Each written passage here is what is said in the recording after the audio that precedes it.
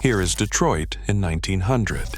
It is a city that makes stoves and cigars and other boring stuff that nobody remembers. Sure, Detroit is doing fine. It has factories and workers and everything a normal American city is supposed to have.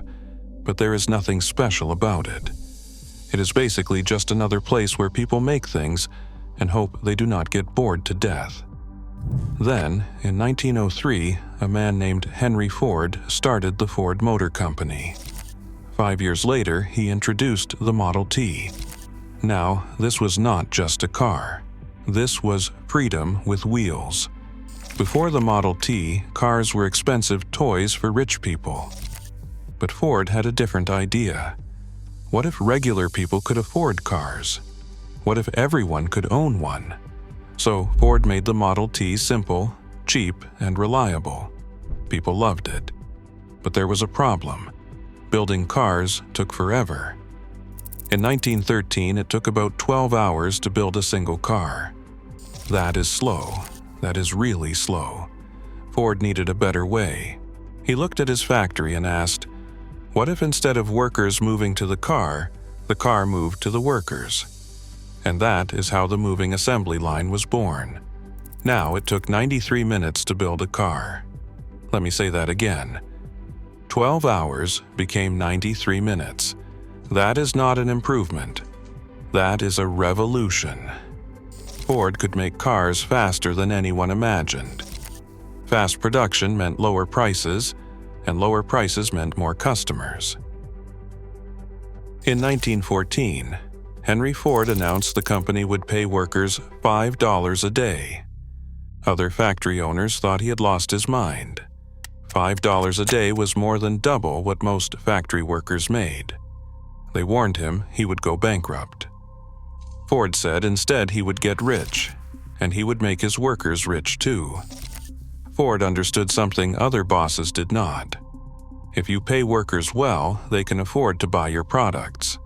Happy workers do not quit, so Ford secured a stable workforce and customers at the same time. Genius. And then everyone wanted to work in Detroit. People came from the South, from Europe, and from farms and small towns across America. African Americans fled the segregated South during the Great Migration looking for jobs and dignity. Immigrants arrived speaking dozens of languages. Detroit welcomed them all because Detroit needed workers, lots and lots of workers. Meanwhile, other car companies were popping up everywhere. General Motors consolidated under William Durant and later Alfred Sloan. Chrysler emerged in 1925. By the 1920s, Detroit was producing most of America's automobiles. The city was booming. And here's the thing. Detroit was not just making cars. Detroit was making millionaires out of factory workers. The 1920s arrive, and Detroit absolutely explodes. In 1910, the city had about 400 to 65,000 people. By 1930, it had over 1.5 million. That is a lot of people looking for the American dream. And in Detroit, they were actually finding it. Auto workers were making real money. Money to buy a house. Money to buy a car. Money to send their kids to school. This was not just employment. This was the middle class being born right before everyone's eyes. And when people have money, they spend it. Woodward Avenue became basically America's greatest boulevard. Grand shops lined the street. People dressed up just to go shopping. Detroit looked like Paris, but with more cars and fewer mimes. The city's cultural scene was exploding too. Jazz clubs popped up all over Paradise Valley and along Hastings Street. Musicians from across the country heard that Detroit was the place to be. Hey, I heard there's good money in Detroit. There's great money in Detroit. And the people actually have money to spend on music. I'm packing my trumpet. In 1928, the Fox Theater opened. Now this was not just a theater, this was a palace. We are talking elaborate decorations, stunning architecture, and seats for over 5,000 people. Detroit was not building practical buildings anymore. Detroit was building monuments. The Detroit Institute of Arts was already around, but it kept growing during this time. And in the early 1930s, Diego Rivera showed up to paint his famous Detroit industry murals. Rivera looked at Detroit's factories and saw beauty. He painted assembly lines and workers and machines as if they were sacred, because in Detroit they kind of were. Then there is Albert Kahn, the architect of Detroit. Kahn designed hundreds of buildings. And we are not talking about boring boxes. Kahn designed factories that looked like cathedrals of industry. He designed the buildings where the cars were made and the buildings where the car makers spent their money. Downtown Detroit filled up with Art Deco skyscrapers. The Guardian Building had colorful tilework and Aztec-inspired designs. The Penobscot Building towered over everything. The Fisher Building was so beautiful, people called it Detroit's largest art object. These buildings were not just places to work. They were statements. They said, "We are Detroit, we are rich, and we are never going away." Every new skyscraper was another victory monument in the war for industrial supremacy. And Detroit was winning. The city built like it would be on top forever. Everything is great, right? Well, mostly. But we will get to that later. Then the Great Depression arrives and Detroit gets hit hard. Turns out, people don't buy cars when they can't afford bread. Unemployment soared. Production plummeted. Factories that used to run 3 shifts now sat quiet and empty. The party was over. But here's the thing. Detroit's factories were still there, big, empty, and waiting. And while the 1930s were rough, something important was happening. Workers were organizing. The United Auto Workers started fighting for better conditions and job security. In the late 1930s, they staged sit-down strikes. Workers would occupy the factories and refuse to leave. The factory owners were furious. "You can't just take over our property. Watch us. We built your cars. We made you rich. Now we want our fair share." The battles were bitter. There were fights. There were arrests. There was violence. But eventually, the unions won major victories. And those victories created the framework for the middle-class prosperity that would define the next decades. The fights were ugly, but they made the prosperity possible. Then, in 1941, everything changed. World War II arrived, and suddenly America needed weapons. Lots and lots of weapons. And who had the biggest factories in America? That's right, Detroit.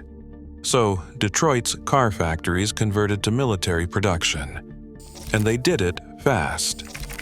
Ford's Willow Run plant started making B-24 bombers. These were massive 4-engine aircraft. Each one weighed 36,000 pounds empty. At peak production, Willow Run was cranking out 1 bomber every single hour. 1 per hour. That's insane. Chrysler started making tanks. General Motors made aircraft engines and guns. The entire city transformed into a war machine. President Franklin Roosevelt called Detroit the arsenal of democracy. Detroit lived up to that name. While other cities were holding war bond drives and scrap metal collections, Detroit was building the actual war. The scale of Detroit's contribution was staggering. By some estimates, Detroit produced nearly 30% of all American military production during the war, 30% from one city. Britain needed weapons? Detroit. Russia needed trucks? Detroit. The Pacific needed bombers? Detroit. The city that had put America on wheels was now putting the Allies in tanks and planes. Detroit basically won the war for America. Okay, that is an exaggeration, but not a big one. The war ends in 1945. Detroit is a hero. The factories are still humming. The workers are ready. and now it is time to get really rich. The war ends, and Americans had been saving money for years. They couldn't buy much during the war because everything went to the military. But now the war is over, and people have cash burning holes in their pockets. And they all wanted cars. New cars. Big cars. Cars with chrome and fins and engines that roared. The big three, Ford, General Motors, and Chrysler, dominated global automotive production. If you wanted a car anywhere in the world, it probably came from Detroit. In 1950, Detroit's population hit its peak at about 1.85 million people. That made it America's fourth largest city. But it wasn't just big, it was rich. Detroit had the highest median income of any major American city. It had the highest rate of home ownership. This wasn't a city of renters and dreamers. This was a city of owners and achievers. Auto workers, backed by strong unions, earned middle-class wages. Real middle-class wages. They bought houses in neighborhoods with actual yards. They sent their kids to college. They took vacations. They had leisure time. This was the American dream, and it was real, and it was happening in Detroit. The city's public schools were well regarded. The parks were magnificent. Belle Isle was like having a resort in the middle of your city. The shopping district on Woodward Avenue rivaled anything in New York or Chicago. People came to Detroit to see how a modern American city should look. And Detroit's cultural dominance just kept growing. The blues scene was world-class. The jazz scene was legendary. Musicians who made it in Detroit could make it anywhere. Then, in 1959, a young man named Berry Gordy Jr. borrowed $800 and founded Motown Records. Detroit was about to teach America how to dance. Motown would give the world the Supremes, Marvin Gaye, Stevie Wonder, and dozens of other acts that defined American music. But even at the peak, cracks were forming. Back in 1943, race riots had torn through the city, revealing deep racial tensions that prosperity could not solve. After the war, suburbanization started pulling people out of the city. The federal government built highways that made it easy to leave Detroit. Housing policies encouraged white families to move to the suburbs. And the auto industry, comfortable with its dominance, was not paying attention to foreign competitors. Companies like Volkswagen and Toyota were small. No threat at all, right? By the late 1950s, Detroit's golden age was ending. But almost nobody recognized it at the time. Everyone thought Detroit would rule forever. Spoiler alert, it did not. Detroit was on top of the world. But peaks do not last forever.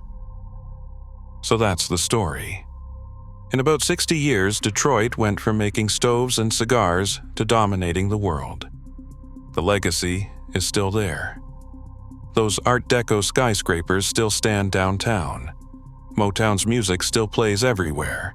And people still remember when Detroit was the city that put the world on wheels. The golden age was real.